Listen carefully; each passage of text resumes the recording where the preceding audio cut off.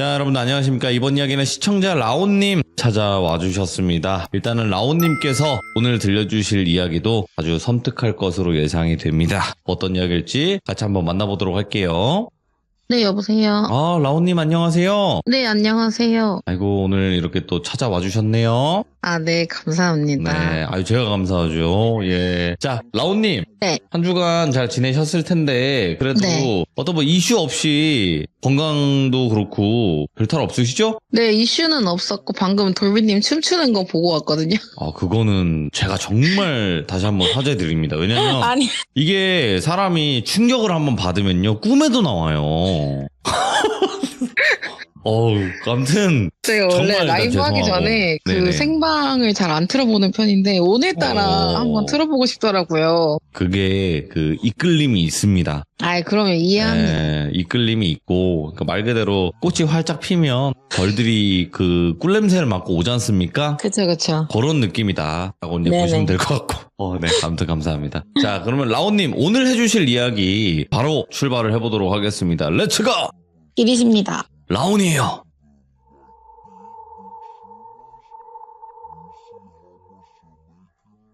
우선 이 얘기의 주인공은 제가 사업을 하면서 같은 업종에 사업하시는 분들끼리 이렇게 소통하는 오픈 채팅 같은 게 있는데 거기서 친해진 언니의 얘기예요. 이거는 사실 직업 관련된 거여서 공개를 안 하려고 했는데 공개를 하지 않고는 이걸 이해할 수가 없을 것 같아가지고 당시 저는 인터넷 쇼핑몰을 운영하고 있었고 예. 그 언니도 마찬가지로 인터넷 쇼핑몰을 운영하고 있었어서 이거는 밤에 도매시장에 나가게 돼서 처음으로 생겨난 일이거든요. 동대문? 네, 그렇죠. 동대문 도매시장. 흔히들 아시는 그런 APM 밀리오레 이쪽은 소매 쪽이어가지고 낮에 여는데 도매시장은 평화시장, 신평화, 남평화 다 포함해서 그런 곳은 이르면 저녁 8시 아니면 밤 11시나 12시에 열어서 12시간을 근무하게 되는 시스템의 도매 시장이에요. 그래서 보통은 저희가 시장에 나갈 땐 한 12시, 1시쯤에 나가게 되거든요.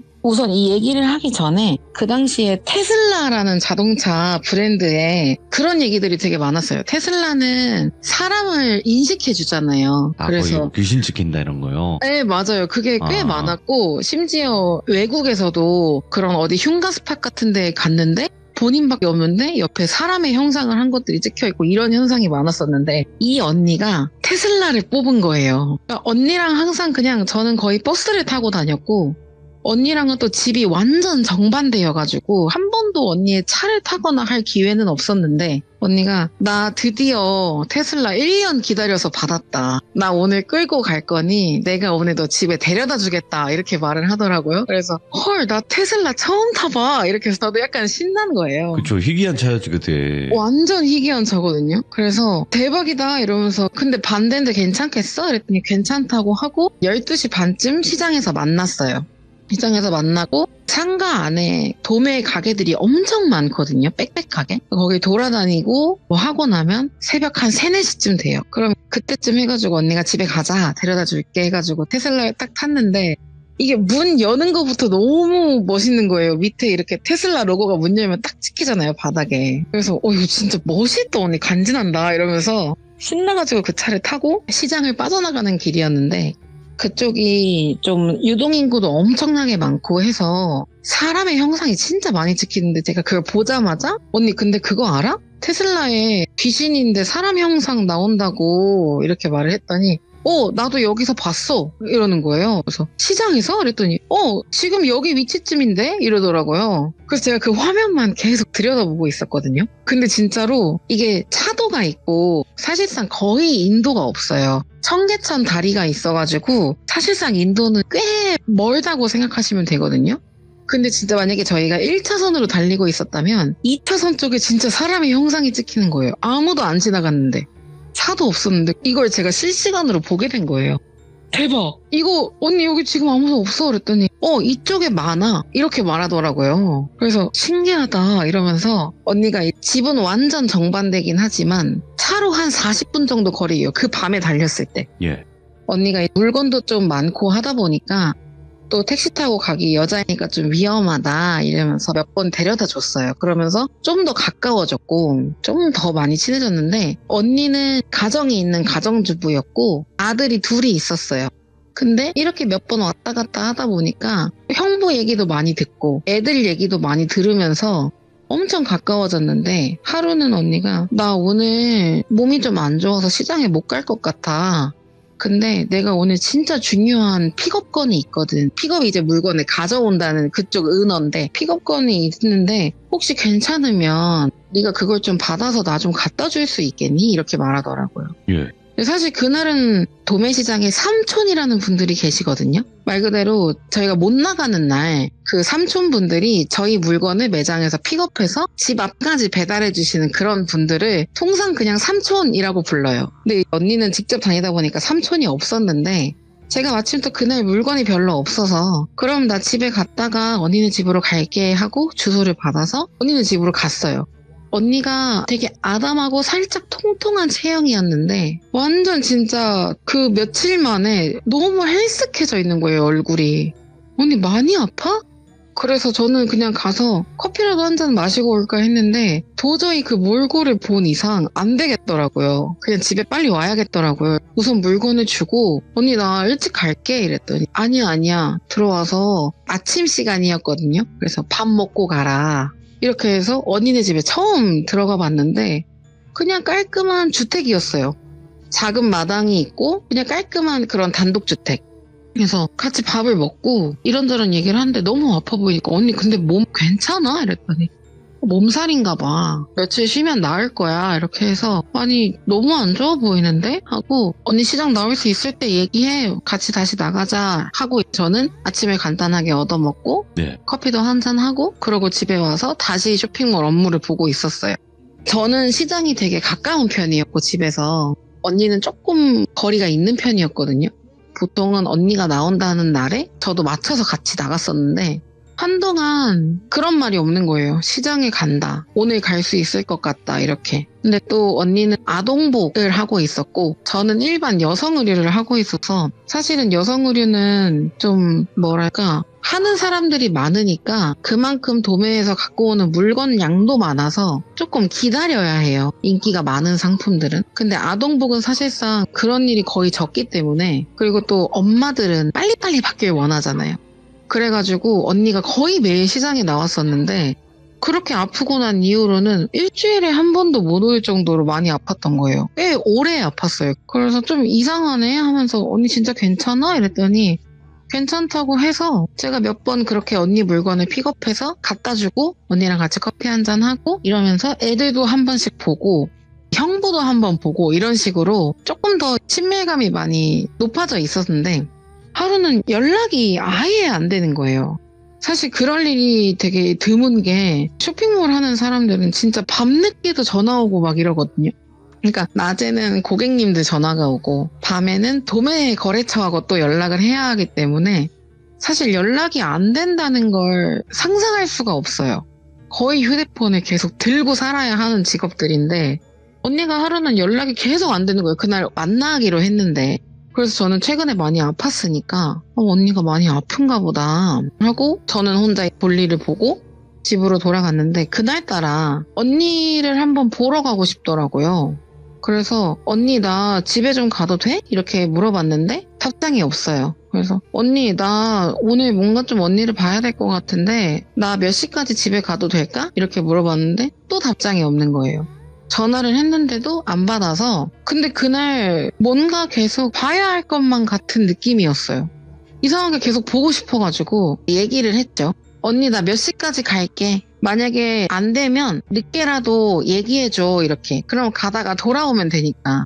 근데 제가 출발하는 시간까지도 아무 연락이 없어서 심지어 읽지도 않았어요 카톡을. 그래서 그냥 갔어요 무작정. 집 앞에 가서 벨을 누르니까 형부가 나오시더라고요. 그래서 형부 안녕하세요. 출근 안 하셨어요? 그랬더니 출근을 했는데 안 그래도 애엄마가 연락이 안 돼서 걱정돼서 집에 와봤다. 그래서 저도 오늘 언니를 좀 보고 싶었는데 언니가 연락이 안 돼서 집에 와봤다. 언니 혹시 지금 집에 있냐? 그랬더니 집에 있는데 누구를 만날 만한 상황은 아닌 것 같다 이렇게 말을 하더라고요. 그래서 그게 무슨 말인가요? 그랬더니 형부는 들어와서 한번 봐라. 근데 너무 놀라지 말아라. 이렇게 했는데 진짜 피골이 상접하다라는 말이 맞을 정도로 사람이 너무 야위어 있는 거예요. 언니 괜찮아? 하고 말을 걸었는데 눈을 이렇게 쓱 뜨더니 언제 왔어? 이러더라고요. 그래서 언니 내가 카톡 아직도 확인 못했어? 이랬는데 핸드폰을 들 힘도 없대요. 그 정도로 아프다고 하길래 우선 형부가 또 집에 계시니까 사실 저는 집에 가봐도 되는 거니까 언니 우선 몸조리 잘하고 괜찮아지면 연락해라 이렇게 말하고 전 집에 갔고 저는 그냥 제 일을 하면서 보내고 있었는데 하루는 언니가 연락이 오더라고요. 라온아 어디야? 언니 나 사무실이지. 좀 괜찮아? 이랬더니 괜찮대요. 근데 목소리도 많이 평소의 언니로 돌아온 것 같더라고요. 그래서 다행이다. 나 진짜 많이 걱정했다고. 그래서 좀 언니가 이따 퇴근하고 커피 한잔 하고 같이 시장 갈래? 이렇게 하는데 그 말이 너무 반가웠거든요. 언니가 뭔가 건강해져서 다시 시장에서 만날 수 있다는 게 너무 반가워서 사실 그날 시장 안 가도 되는 날이었는데 좋다 하고 저녁을 먹고 커피를 마시고 나서 시장에 가기로 하고 만났어요. 근데 아직도 좀 헬쓱하긴 하지만 조금 괜찮아진 모습이더라고요. 그러면서 아니 나 요즘 조금 이상했어. 그래서 뭐가? 그랬더니 아니 처음에는 몸살인 줄 알았는데 뭔가 몸살이면 좀 괜찮아지는 구간이 있잖아요. 사람이 약을 먹었다거나 뭐 잠을 좀 푹 잤다거나. 근데 잠을 푹 잔 느낌도 없었고 약을 먹는다고 막 그런 오한 같은 게 낮에도 밤에도 계속 있었고 뭔가 자기가 생각해도 나 이러다가 진짜 큰 병 걸리는 거 아닌가? 라고 생각할 정도로 몸이 좀 안 좋았다고 하더라고요. 그래서 그거 말고 뭐 이상한 그런 건 없었어? 이렇게 했는데 뭐 그거 말고 딱히 이러다가 이제 그동안에 이게 한 2달, 3달 정도의 일이거든요. 그래서 언니가 그동안의 근황들을 물어보길래 저도 자영업자 둘이 모이면 매출이 어떻고 뭐가 어떻고 세금을 얼마 냈고 이런 얘기를 하잖아요. 저희 쇼핑몰이 그때 한참 막 커지고 있을 때여서 아니 매출이 어떻고 뭐가 잘 나가고 이런 얘기를 막 하다가 언니는 근데 언니 뭐 운영이나 제대로 했어? 이렇게 물어봤죠. 사람이 아프니까. 그래서 아니 나 제대로 하지도 못했어 이렇게 하면서 그동안의 그런 일상들을 풀다가 그런 얘기를 하더라고요. 큰아들이 자꾸 많이 다쳤대요. 아니 요즘 애가 자꾸 다쳐 애들하고 뭐 하면서 노는지. 그래서 언니 그 나이 때 애들은 다 그렇지 뭐 초등학생이었거든요. 예. 언니 그 나이 때 남자애들은 축구하다가도 넘어지고 놀이터에서 놀다가도 깨지고 그러면서 크는 거 아니겠냐. 너무 걱정하지 말아라 이랬더니 근데 이게 신경 쓸 정도에 다쳐오는 건 또 아니었대요. 그러니까 그냥 진짜 애들이 나가 놀면서 뭐 미끄럼틀 잘못 타서 살 좀 쓸리고 친구들하고 축구하다가 인조잔디에 넘어져서 조금 까지고 이렇게 뭔가 신경을 크게 쓸 정도로 다쳐오는 것도 아닌데 이 빈도수가 너무 잦다고 하더라고요.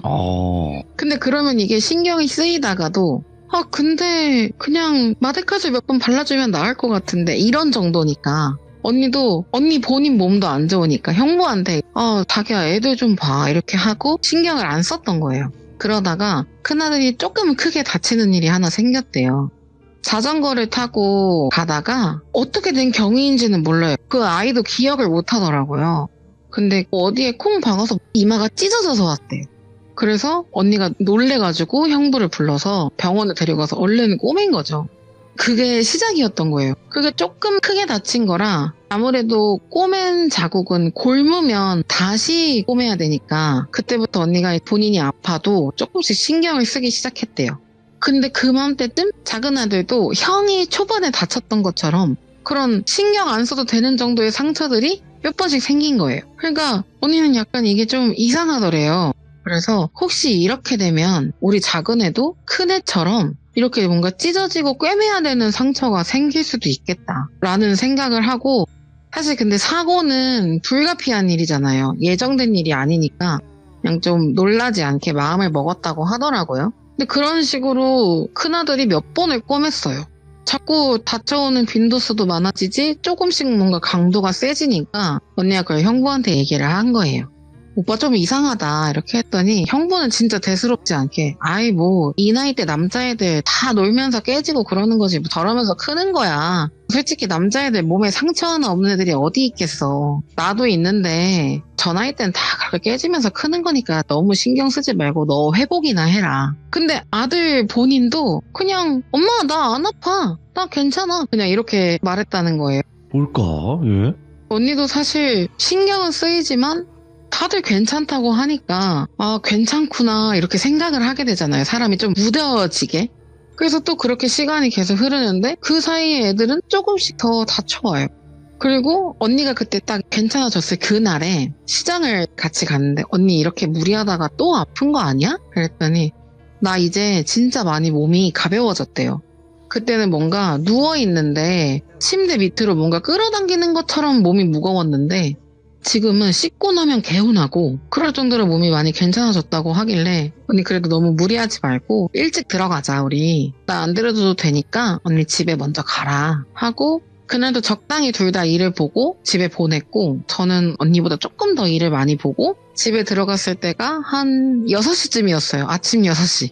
근데 들어가니까 엄마가 출근 준비를 하고 계시길래 보통 엄마가 그렇게 출근을 일찍 하는 날에는 제가 시장에도 맛집들이 있거든요. 그런 데서 꼬마김밥 같은 걸 좀 사와서 엄마랑 같이 앉아서 먹어요. 네. 먹으면서 이런저런 얘기하고 그러면서 엄마는 출근을 하고 저는 그때부터 또 일을 하기 시작하는 이런 스케줄이었거든요.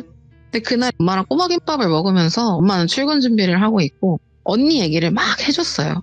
저희 엄마는 사실은 종교는 무교예요. 무교지만 옛날 어른들은 거의 다 불교를 믿으셨잖아요. 저희 집도 마찬가지고. 그래서 그냥 엄마도 불교 쪽에 좀 더 가까운 무교긴 하세요. 근데 엄마가 막 이렇게 먹으면서 듣더니 야 무섭다. 좀 섬뜩하다. 애들이 자꾸 다친다고 하니까 좀 많이 신경 쓰이겠다 해서 그치. 근데 애들도 괜찮다고 하고 형보다 크게 신경 안 써서 언니도 그냥 신경을 안 쓴대. 이렇게 말했더니 그래도 애들이 다치는 건 좀 다르다는 거예요. 저도 남동생이 또 있어서 엄마는 이제 애들을 키워본 입장으로서 엄마는 애들이 다치면은 와닿는 게 다르다. 아, 그렇죠. 예. 이렇게 말하더라고요. 제 동생도 실제로 이마에 찍힌 상처가 있거든요. 지금도.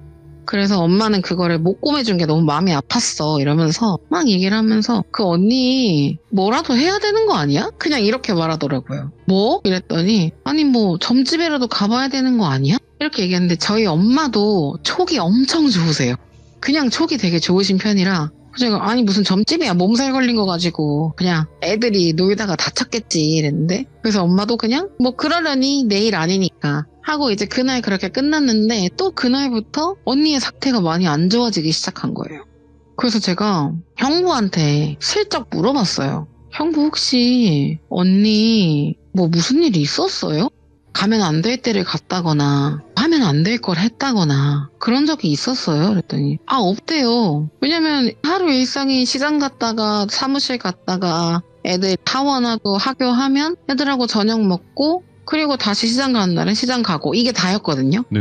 아니 뭐 없었다고. 근데 언니 너무 이상하지 않냐고. 이렇게 지금 3달이 넘었다고.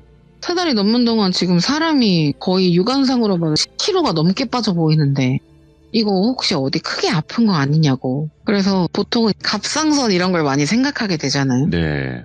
그래서 병원에 가서 검사를 받았는데 다행히도 아픈 곳은 없었어요. 병원에서도 증상을 듣더니 약간 독감이나 몸살 정도 아니냐라고 얘기를 하시더라고요.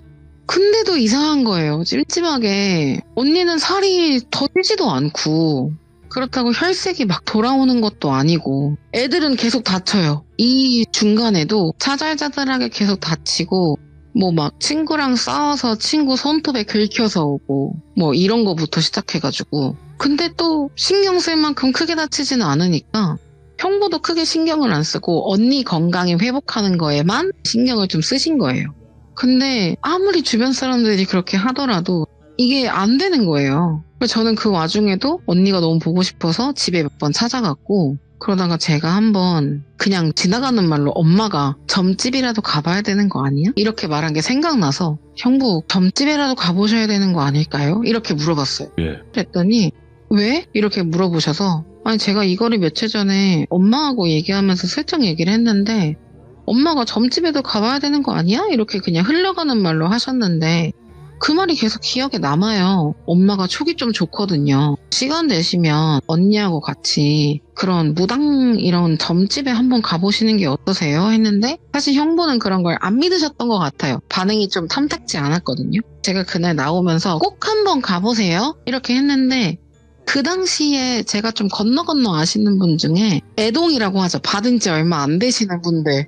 그런 분이 한 분 계셔서 예. 알려드렸어요. 위치를. 여기 한번 가보셔라. 이분 애동이라 지금 빨이 좋단다. 뭐 나는 안 가봤는데 형부 한번 언니 데리고 가봐라. 이렇게 해서 형부가 결국에는 가게 돼요. 형부도 조금 시간이 많이 걸리고 하다 보니까 반신반의 하셨던 것 같아요. 그래서 같이 갔는데 그 무당분이 언니를 딱 보더니 애가 있네? 이렇게 말하더래요. 그건 그럴 수 있으니까. 응. 예. 그래서 형부는 어. 아들 둘이 있잖아요. 그래서 네, 아들 둘이 있습니다. 이렇게 했더니 아니, 태어나지 못한 애가 있네? 혹시 유산한 적 있어요? 이렇게 물어봤대요. 아, 예. 그래서 아니요, 없다고. 둘째 딱 이렇게 그냥 계획해서 둘을 낳은 거라서 딱 그 둘 말고는 흔히 말하는 형부도 묶으신 거예요. 정관수술을 하셨다고 하시더라고요. 그래가지고 더 이상의 뭐는 없다. 유산된 적도 없고 딱 둘만 낳았다. 이렇게 했더니 아닌데 애가 있는데 애기가 엄청 그런 태아의 모습이래요. 태어나지도 않은 그런 뱃속에 있는 태아의 모습으로 애기가 있다 하더라고요. 그러더니 혹시 언니 친척 중에 언니 형제자매 중에 여자가 있냐 물어봐서 아니요, 없다고. 웬 여자랑 웬 애기가 있는데 이게 뭔가 가까운 사이는 아닌데 좀 많이 한이 맺힌 것 같아. 이런 식으로 말씀을 하셨다는 거예요.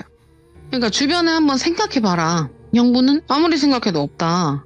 주변에 뭐 친한 사람이 최근에 임신한 적도 없고 아무것도 없다. 이렇게 말했는데도 무당분은 계속 그 얘기를 하시더래요. 그분이 애가 있는데 아들 둘이 있다고 했지? 최근에 많이 다쳐오지 않았어? 이렇게 물어보셔서 어떻게 아셨냐 했더니 지금 저 여자랑 저 애가 걔네가 잘 되는 꼴을 못 보는 거예요. 애들이 올바르게 크는 꼴을 못 본다라고 말을 하셨대요.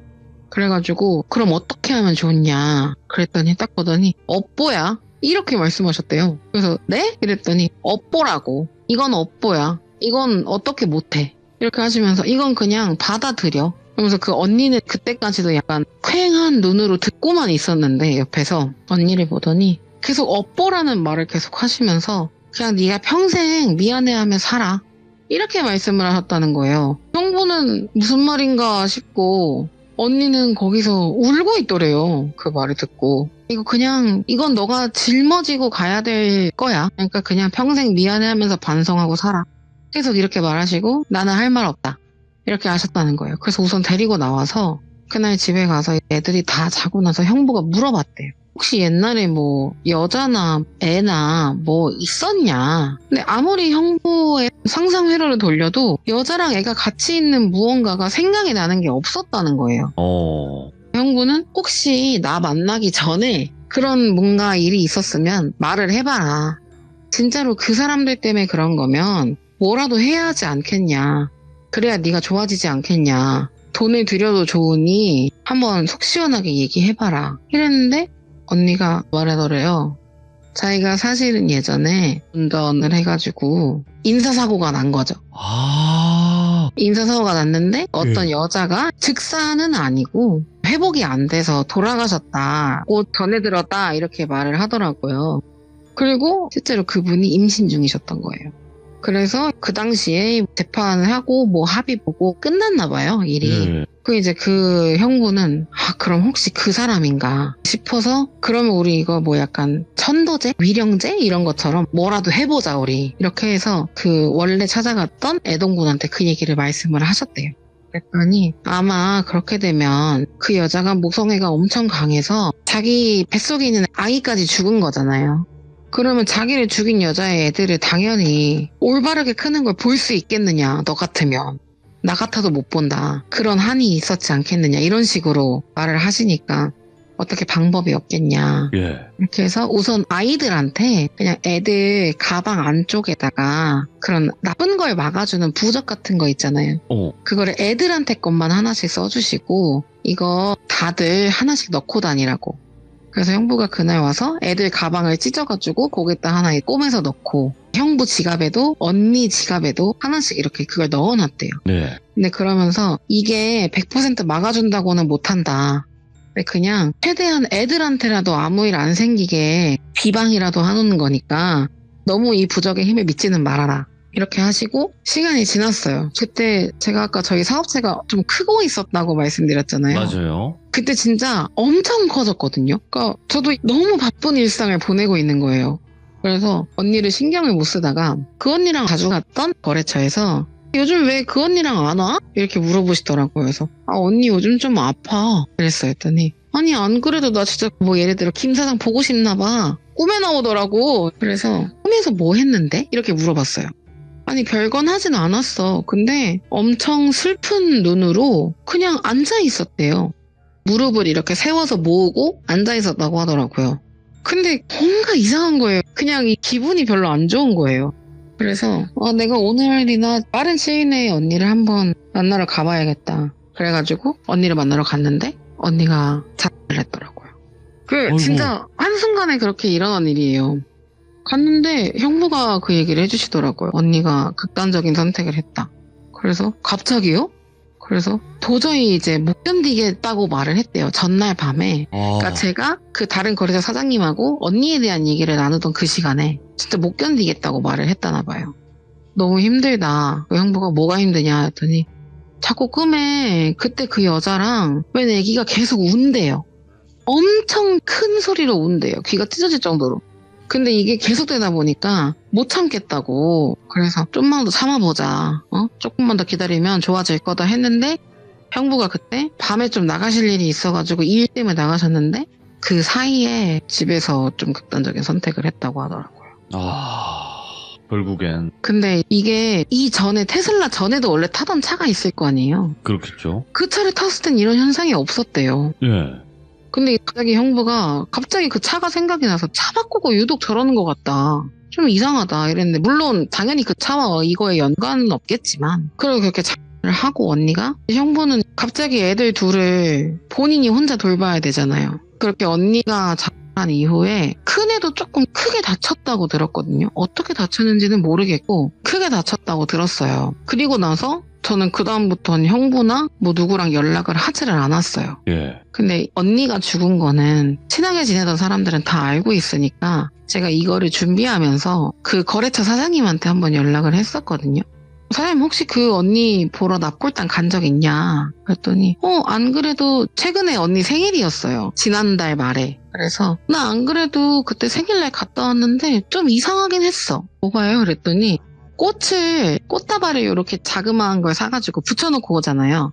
납골당 그 봉안당에다가 그걸 붙여놓고 얘기를 하다가 갑자기 차에 뭘 가지러 가야 돼서 차에서 뭘 가지고 다시 왔는데 그 붙여놨던 꽃이 시들어 있더래요. 네.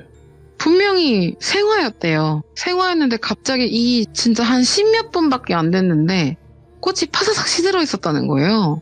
그래서 사장님 어라? 하고 다시 그 봉안당에서 파는 꽃을 사서 걸어놨대요.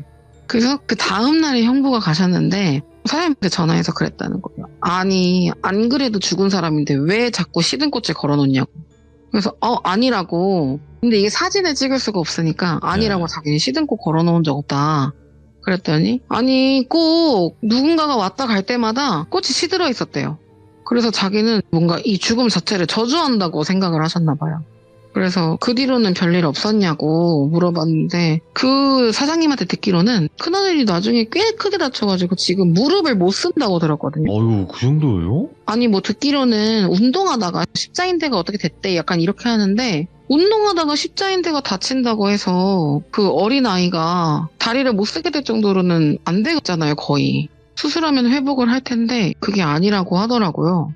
그래서 아마 그 언니가 젊었을 때 냈던 그때 사고로 돌아가셨던 예. 그 분이 진짜 모성애가 너무 가득해서 아마 언니가 잘 되는 꼴을 못 봐서 그런 게 아닌가. 그래서 업이라고 표현을 했던 거고. 그쵸. 부당들. 그래서 업보다 이렇게 부당분들마다 다 그렇게 표현을 하셨던 것 같아요. 근데 그럴만 하죠. 사실상 내 뱃속에 아이가 있는 상태에서 그렇게 됐다면 충분히 그렇지 않을까라는 생각도 들고, 와, 라온님께서 차근차근 워낙 몰입력이 강하게 해주시니까 이야기 자체를, 그래서 너무너무 감사드리고 앞으로 또 다양한 이야기들로 꼭 찾아와 주시길 바랍니다. 오늘 너무 고마워요, 라온님. 아니에요. 감사합니다. 네, 또 찾아오세요. 네, 알겠습니다. 감사합니다. 네. 저도 이야기를 들으면서 그 테슬라 그 차량에 뭐가 문제가 있나? 뭐 여러 가지 생각을 굉장히 많이 했거든요. 도대체 뭘까? 왜 애가 다치는 걸까? 이런 생각을 했었는데, 과거에 그런 사고를 낸 적이 있고, 그때 해를 입으신 분들의 원한이라든지 이런 것들이 묻어서 그렇게 피해를 보지 않았을까라는 생각이 들고요. 그리고 많은 분들도 이런 경우 저런 경우 많겠지만 내가 아는 내 주변에 이런 경우도 있었다 하시는 분들도 계시면 언제든지 돌비공포라디오 카카오톡 아이디로 제보해 주시면 감사할 것 같습니다. 고맙습니다.